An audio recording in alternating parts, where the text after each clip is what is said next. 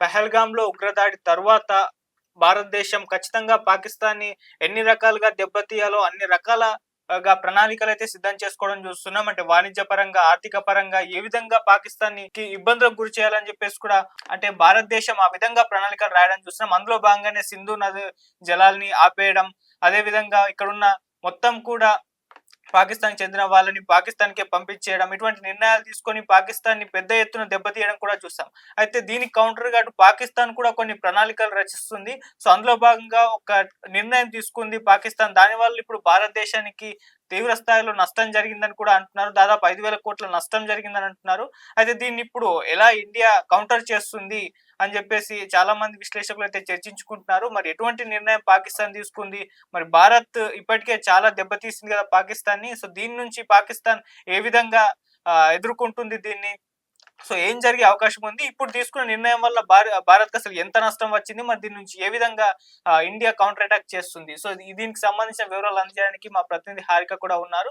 So, ఒకసారి తెలియజేస్తారు పాకిస్తాన్ ఎలా ముందడుగు వేస్తుంది భారత్‌ని ఢీకొట్టడానికి? ఎందుకంటే భారత్ చాలా ఆహ్, ఫాస్ట్‌గా నిర్ణయాలు తీసుకుంటుంది. ఫాస్ట్‌గా ప్రణాళికల్ని అమలు చేయడం చూస్తున్నాం. సో, ఏం జరుగుతుంది? సో, దీని విషయాల్ని హారిక ఒకసారి చెప్తుంది. హారిక. రైట్ ఆదిత్య. సో, ఏం జరుగుతుంది? భారత్‌కి 5,000 కోట్ల నష్టం అని జెప్పేసి ఒక వార్తొచ్చింది. పాకిస్తాన్ కూడా భారత్‌ని దెబ్బ కొట్టే విధంగా కొన్ని ప్రణాళికలు రచించడం చూస్తున్నాం. మరి దీన్నెలా ఇండియా కౌంటర్ అటాక్ చేస్తుంది హారిక? అసలు ఏం జరిగింది ఈ విషయంలో?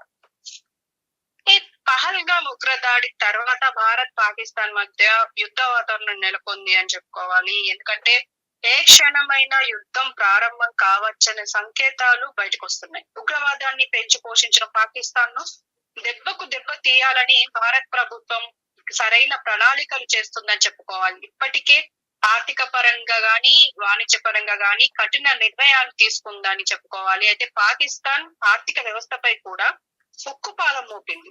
అయితే సింధు జలాల రద్దుతో పాటు వీసాలు రద్దు, అటారీ వాఘా బోర్డు మూసివేత కారణంగా పాకిస్తాన్ ఆర్థిక వ్యవస్థ కుప్పకూలింది అని చెప్పుకోవాలి. అలాగే పాకిస్తాన్ కి అప్పు ఇవ్వొద్దని ఐఎంఎఫ్, వరల్డ్ బ్యాంక్ కూడా ప్రతిపాదనలు కూడా ఇచ్చింది.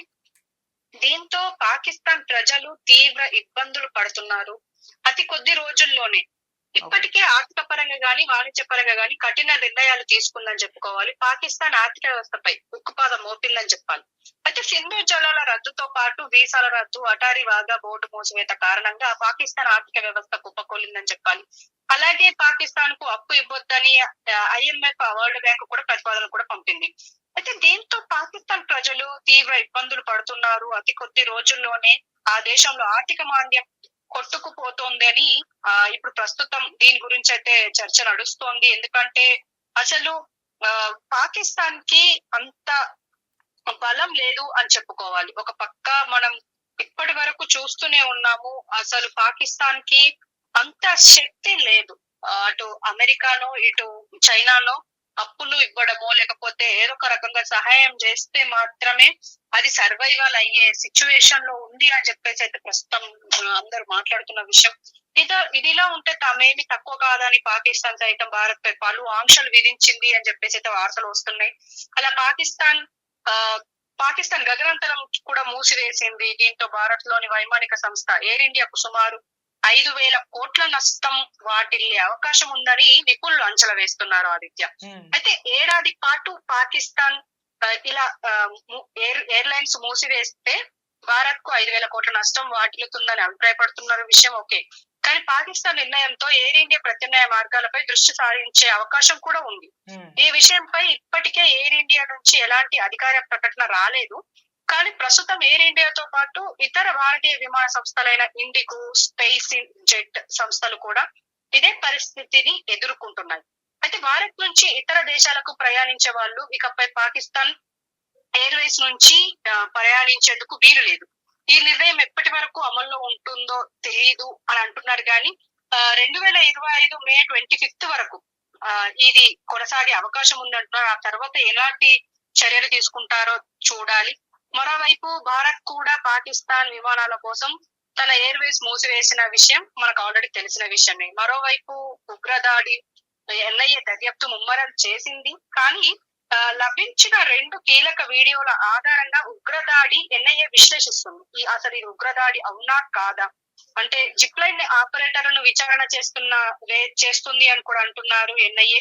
బైసరన్ లోయలో ఉగ్రవాదులు వాడిన 40 క్యాడ్జీలను గుర్తించారు.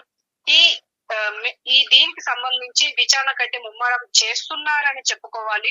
కానీ పహల్గామ్ ఉగ్రదాడి జరిగి సుమారు 10 రోజులు కావస్తున్న ఈ ఉగ్రవాదులు ఆ దట్టమైన అడవుల్లో మనుగడ ఎలా అనే విషయంపై ఎన్ఐఏ దృష్టి సారించింది.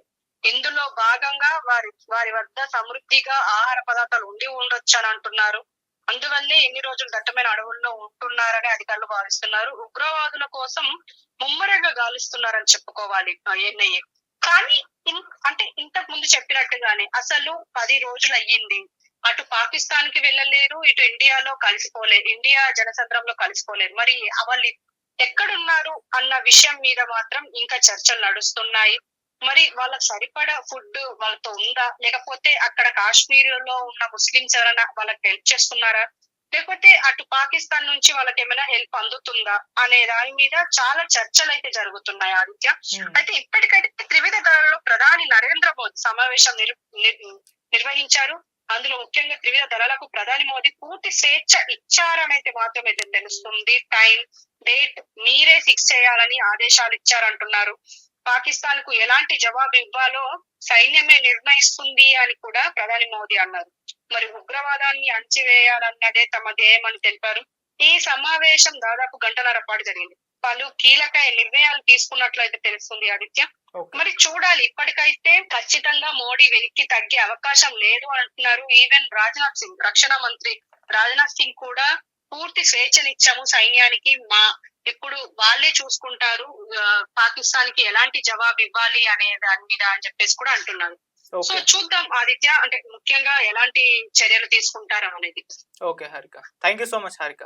ఇది మరి పాకిస్తాన్ అటు భారత్ కు ధీటుగా సమాధానం చెప్పేందుకు గగనతలాన్ని మూసేసింది. సో భారత్ కు సంబంధించిన ఎటువంటి ఏరోప్లేన్స్ పాకిస్తాన్ గగనతలం నుంచి ప్రయాణించడానికి వీల్లేదని చెప్పేసి చెప్పడం. అయితే దీని వలన భారత్ కు ఎయిర్లైన్స్ కి చాలా నష్టం వాటిల్లే ఛాన్స్ ఉందని చెప్పేసి చెప్తున్నారు. దాదాపు 5,000 కోట్లు అని చెప్పేసి ఎయిర్ ఇండియాకు నష్టం వాటిల్లిందని కూడా అంటున్నారు. అయితే దీన్ని అఫీషియల్ గా ఎయిర్ ఇండియా వాళ్ళు కూడా అనౌన్స్ చేయలేదు.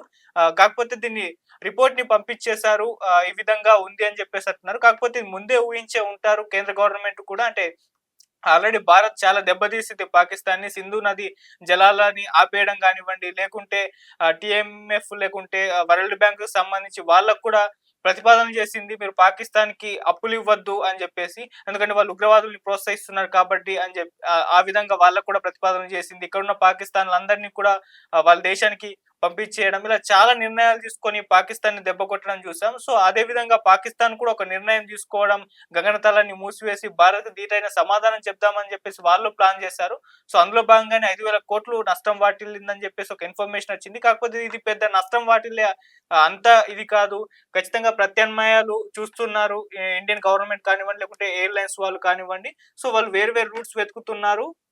సో దాని ప్రకారం మొత్తం ప్రాసెస్ నడుస్తుంది. ఇదంతా ఇబ్బందికరంగా అయితే కాదు అని కూడా విశ్లేషకులు అయితే అభిప్రాయపడుతున్నారు. సో చూద్దాం, మరి ఇటు భారత్ కి పాక్ కి మధ్య యుద్ధ వాతావరణం నెలకొనడం, ఇంకొన్ని రోజుల్లో యుద్ధం జరిగే అవకాశాలు ఉందని కూడా చెప్పడం చూస్తున్నాం. మరి వెయిట్ చేసి చూద్దాం ఇంకొంత ఇన్ఫర్మేషన్ కొరకు అయితే. Thank you so much.